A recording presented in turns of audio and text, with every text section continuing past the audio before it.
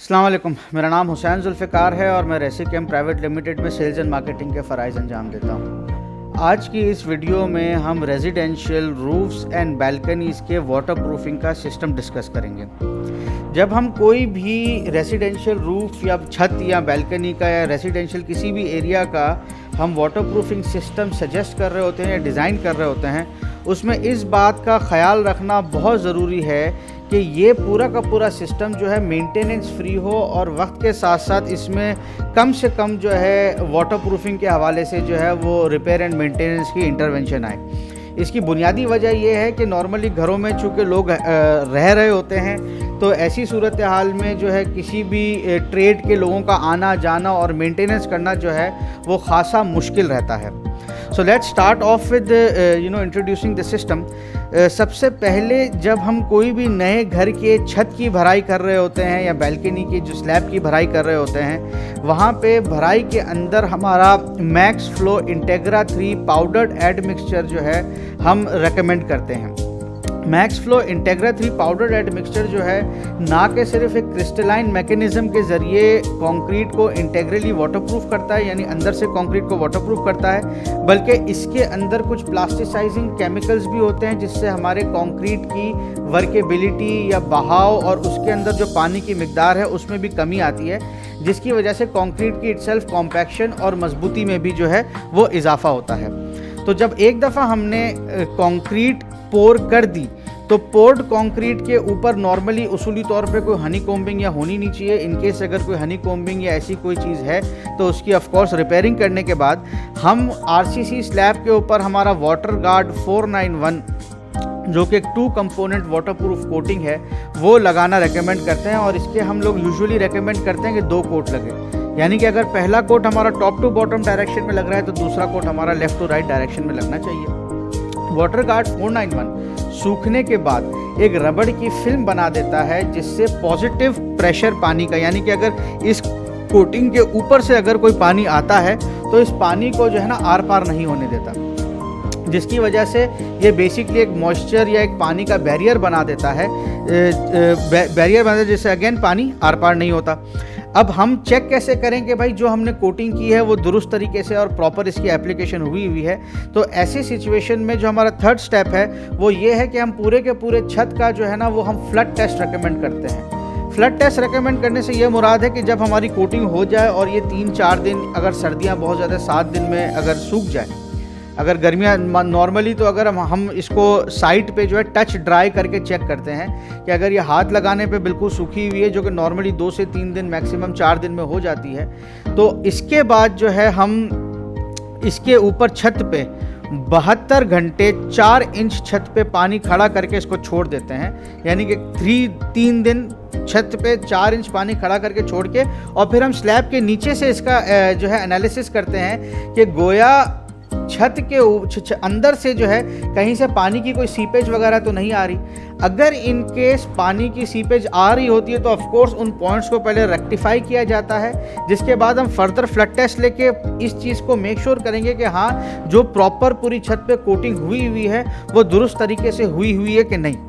उसके बाद जो हमारा फर्दर स्टेप है, जहाँ पे अगर इन केस छत पे हमें कोई यूटिलिटी के इलेक्ट्रिक के पाइप्स, गैस के पाइप्स, अगर हमें कोई पानी की पाइप वगैरह और इस तरह की कोई लाइनें वगैरह डालनी है तो नॉर्मली हम वो लाइनें बिछाने के बाद इन लाइनों को जो है पैच 365 प्लस से जो है वो कवर करते हैं। अच्छा, ये लाइनें उस सूरत में है कि ये लाइनें हमारे स्लैब से चिपकी हुई है। अगर ये एलिवेटेड या एक्सपोज लाइंस है तो ऑफ कोर्स उस पर फिर इस तरह का किसी किस्म का ट्रीटमेंट करने की ज़रूरत नहीं है। लेकिन अस्यूमिंग कि ये सारी की सारी जो हमारी पाइप्स है वो हमारे स्लैब के साथ बिल्कुल लगी हुई हैं, तो उसके ऊपर फिर हम पैच 365 प्लस जो कि हमारा 2 कंपोनेंट जो है रिपेयर मोटर और प्लास्टरिंग मटेरियल है,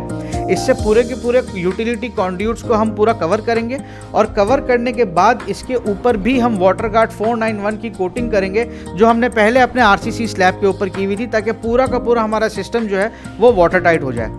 उसके बाद जो अगला स्टेप है वो आता है कि स्क्रीड, कि अगर जब हमें छत का फर्श डालना होगा या छत की स्क्रीड डालनी होगी तो छत की स्क्रीड को सबसे पहले तो हमें इस चीज़ का ख्याल रखना है कि स्लोप में जाए, जो कि किसी ना किसी परनाले या ड्रेन पॉइंट की तरफ हमारे ये स्क्रीड का स्लोप होना चाहिए। नंबर 1, उस स्क्रीड के माल के या मसाले के अंदर दो चीज़ें ऐड करना बहुत ज़रूरी, एक हमारा रेसी SBR 5850 और दूसरा हमारा सिलमिक्स। रेसी SBR 5850 एक सीमेंट कंपैटिबल लेटेक्स मटेरियल का काम करता है, जो कि मोटर के अंदर थोड़ी बहुत लचक पैदा करता है, जिससे हम इस चीज़ को मेक श्योर करते हैं कि स्क्रीड के अंदर हमारे कोई हेडलाइन क्रैक्स ना आए। और जो सिलमिक्स है वो बेसिकली मोटर और स्क्रीड का एक इंटेग्रल वाटरप्रूफिंग एड मिक्सचर है, जो इस चीज़ को इंश्योर करता है कि वक्त के साथ साथ जो हमारी स्क्रीड है वो अपने अंदर पानी कम से कम जज़्ब करे। तो इस स्टेप के बाद जो हमारा नेक्स्ट स्टेप आएगा वो ये आएगा कि जो हमारा फर्श और पैरापिट की जो दीवार है उसके दरमियान जो 90 डिग्री एंगल है उसको हम पैच 365 प्लस से एक पूरा गोला बना लें, जिससे हम ये चीज़ इंश्योर करेंगे कि जो हमारा फर्श और दीवार है उसके जो कोने हैं, जो 90 डिग्री एंगल्स हैं, वहाँ से हमारा पानी पेनिट्रेट ना करे। तो ये जो चेम्फर है ये पैच 365 प्लस से बनेगा। और उसके बाद फिर अगर हम चाहें तो टाइल लगा लें, या जो भी हमें अपनी जो है स्क्रीड या सरफेस के ऊपर अगर कोई हमें फिनिशिंग करनी है तो वो कर ले। याद रहे, मिसाल के तौर पे अगर टाइल लगाएं, ग्राउटिंग करें, तो वो भी उसी स्लोप को फॉलो करे जिस स्लोप पे हमारी इनिशियल जो है वो स्क्रीड डली हुई है। तो अब हम आपको इस पूरे के पूरे सिस्टम का एक छोटा सा रिकैप देते हैं। सबसे पहले तो हमने RCC का स्लैब डाल दिया, जिसके अंदर हमने max flow Integra 3 waterproofing, integral waterproofing और प्लास्टिसाइजिंग एड मिक्सचर डाला। फिर हमने इसके ऊपर 2 कंपोनेंट कोटिंग की, वाटर गार्ड 491 की। अगर इनकेस कोई कॉन्ड्यूट और यूटिलिटी के पाइप्स जा रहे हैं तो उनके ऊपर हमने पैच 365 प्लस लगाया, उससे पूरा उसको कवर किया, और उसके बाद हमने वाटर गार्ड 491 की कोटिंग की। उसके बाद हमने स्क्रीड डाली, स्क्रीड के अंदर सिलमिक्स और रेसी SBR 5850 को ऐड किया। उसके बाद हमने बाहर की तरफ जितने भी हमारे पैरापिट वॉल्स और जो हमारी पैरापिट है और जो हमारा फर्श है उसके दरमियान जो 90 डिग्री एंगल्स है वहाँ पर हमने चेम्फर बना, और ऑफकोर्स फाइनली हमने अपना फ्लोर फिनिश कर दिया। और ऑफकोर्स जो भी हमारा फ्लोर फिनिश होगा या जो भी होगा वो एक स्लोप में होगा, जो किसी ड्रेन पॉइंट या परनाले की तरफ जा रहा होगा। ये पूरे के पूरे 5 प्रोडक्ट का जो सिस्टम है, जिसमें हमारा max flow Integra 3 powder admixture, water guard 491, 2 component waterproofing coating, patch 365 plus जो कि हमारा 2 कंपोनेंट रिपेयरिंग मोटर है। उसके बाद रेसी SBR 5850 जो कि सीमेंट कंपैटिबल हमारा एक लेटेक्स बेस्ड मटेरियल है, जो कि सीमेंट के अंदर या स्क्रीड या मोटर के इवन कंक्रीट के अंदर लचक देता है। और हमारा सिलमिक्स जो कि हमारा मोटर का जो है और मोटर एंड स्क्रीड का जो है एक इंटेग्रल वाटरप्रूफिंग एड मिक्सचर है। ये पाँचों के 5 प्रोडक्ट मिला के एक परमानेंट लॉन्ग लास्टिंग सोल्यूशन हम प्रपोज करते हैं, specially for residential roofs and balconies. So that was it from us today. हमें सुनने का बहुत बहुत शुक्रिया। यूट्यूब, इंस्टाग्राम, लिंक्डइन, फेसबुक, हमारे मुख्तलिफ सोशल मीडिया के प्लेटफॉर्म्स को लाइक कीजिएगा, सब्सक्राइब कीजिएगा। बिलखुसूस यूट्यूब पे वो बेल आइकॉन को प्रेस करना मत भूलिएगा। हमें सुनने का बहुत बहुत शुक्रिया। थैंक यू वेरी मच और अस्सलाम वालेकुम।